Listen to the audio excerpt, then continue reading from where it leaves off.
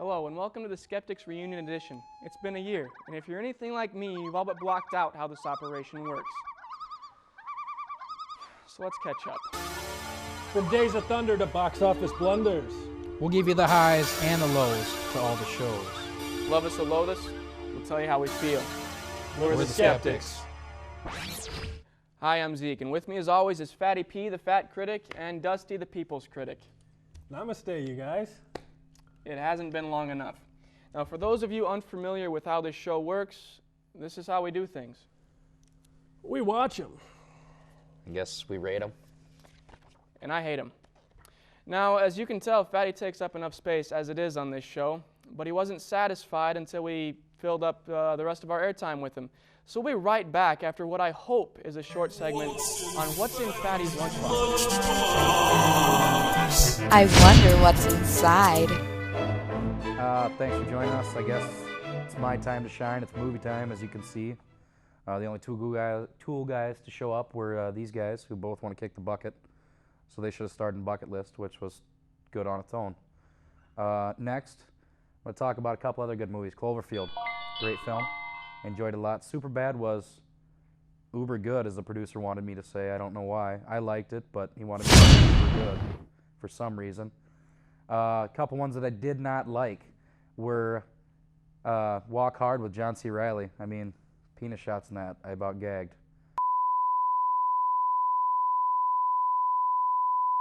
Hot Rod. It's Dusty's life story. Speaking about getting hot rod later. I don't know what that's about, but anyways.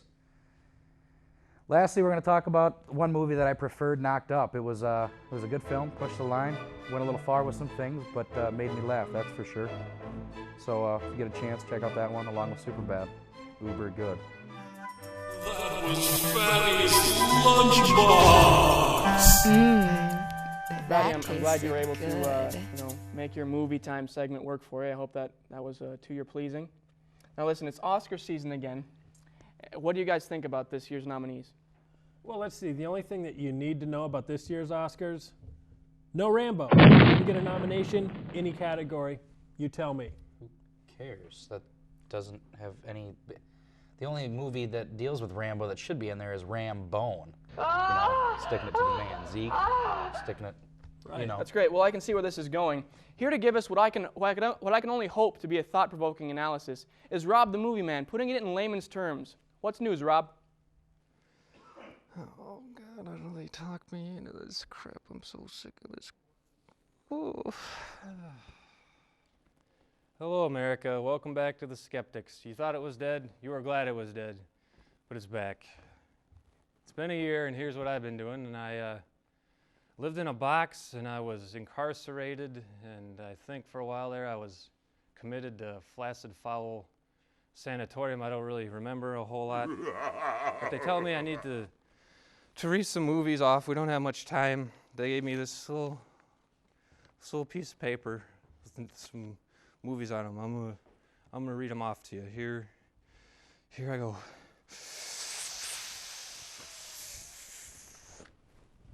20 weeks later, Georgia Rule knocked up Mr. Brooks, Ocean 13, Hustle 2, Surf's Up, Transformers, Harry Potter, The Order of the Phoenix, Born Ultimatum, Hot Rod, Rush Hour 3, Stardust, Across the Universe, 310 to Yuma, Shoot 'em Up,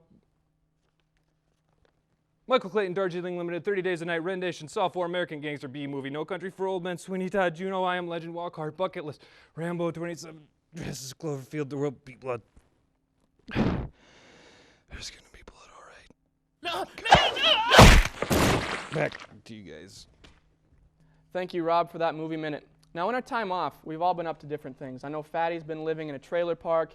Dusty now, on the other hand, has claimed that they've made a documentary about his life. Right. Now, does this follow the Reservoir Dogs 2 film that you did? Well, no, actually, this is something brand new. Maybe you did see it. It was called I Am Legend. I know you guys never believed me because you never think I was in anything. But here, let's go ahead and throw that clip up there. Do you see that there? Yep, see, there's me walking down the street. Got Head there. He had a little cameo. I'm sure dogs he did. walking there. And Your hands are black. well, okay, well, That's definitely a professional job. well, let me explain that. See, actually, I was starring as myself at first, But then, I was just too intense. I brought too much to the role. I mean, I had the real lions and tigers and everything running through the street. And, they had to sub in Will Smith because I was just too much. Was it a documentary about Michael Jackson syndrome? You're turning white, you wear black. It was just the lighting. I'm going to throw a spoiler out there. I want something explained. In the movie, Will Smith is blown to smithereens. Now, if this is indeed a documentary on your life, can you explain how it is that we are graced with your presence in this current situation? Time travel. Now, outside of documentaries, is there anything else that you've been up to in our time off here? Yeah, actually, thanks for asking. Head and I co-wrote a book together. Nothing but head? No, actually, it's called Random Rest Stops. A senator's dream. And guess what? I brought clips. Oh, good. Can we go ahead and throw those up there? See what Head and I did? We actually went to various rest stops along the United States, and we'd get out, take a picture, write a little review so people know which ones to stop at. Who took the picture? Well, the camera. And when you say we wrote a review, what kind of writing can Head do? Well, he's mainly the brains behind the project because he just has a brain. He doesn't have opposable thumbs, so he that can't makes hold one a pen. between the two of you. Did you actually go to these rest stops? They look No, photoshopped. That looks so fake. No, look at him again.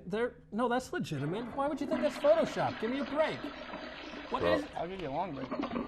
I mean, is there anything else? Okay, guess what? You know what? Don't even. Because I'm fed up with everything that you're always saying to me, and the way that I'm blocking all this out is I've come up with a new way of thinking. Let me stop you right there. Okay. It's not new, yeah. and if it all is, right. nobody cares. I'd like to make something clear to the both of you and our audience, all three of them, and that's that everything you think is wrong. Now that said, I'd like to pose a question to the two of you. And that's that if you had all of the years that films have been made lined up in a row, much like a wine cellar, would you reflect on 2007 as a good year in film? And I want to give you more than 3 seconds to let that sink into your skulls, because we're going to be right back to hear your answers after a short word from our intern. Whatever.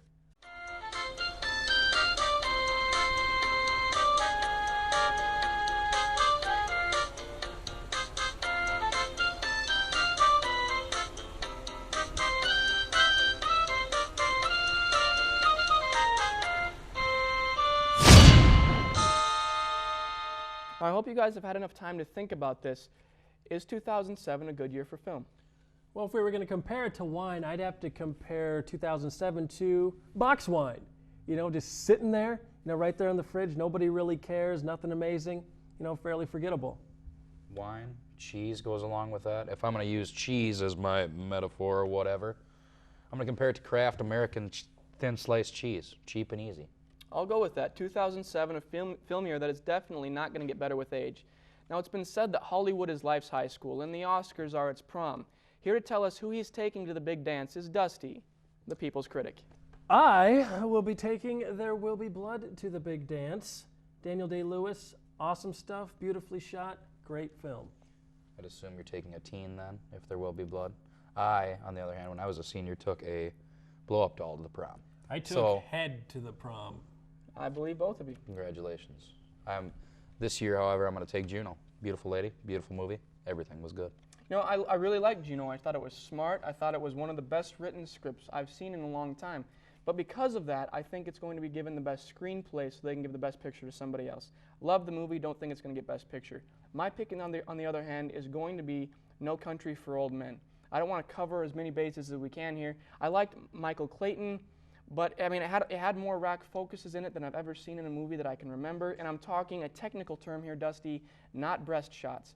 Now, but I'm not going to give it best picture. I'm going to say that Michael Clayton and Atonement are going to be looked over, and No Country for Old Men is going to get best picture. So cut it or keep it. What are we going to go with this year? I'm sticking to my friend. There Will Be Blood. Oscar winner. Gotta say Juno. That's what I'm going to stay. We've split hairs here long enough. To continue that trend, it seems that none of us are going to agree this year, because I'm going to go with No Country for Old Men for Best Picture. So there we have it, 3 keeps, 2 cuts. Everybody's up in the air. Make the call yourself. Thanks for watching The Skeptyx. Well, that's all the time we have together today. You can keep your fingers crossed in hopes that we come out with new segments soon. Heck, you can post your own ideas on our wall if you like.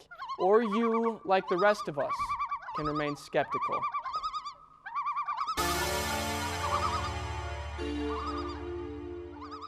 Hey, I'm back in black and white. Hey, did I ever tell you I was Christian Bale's stunt double on the Newsies? Hey, it's movie time. God, take me now!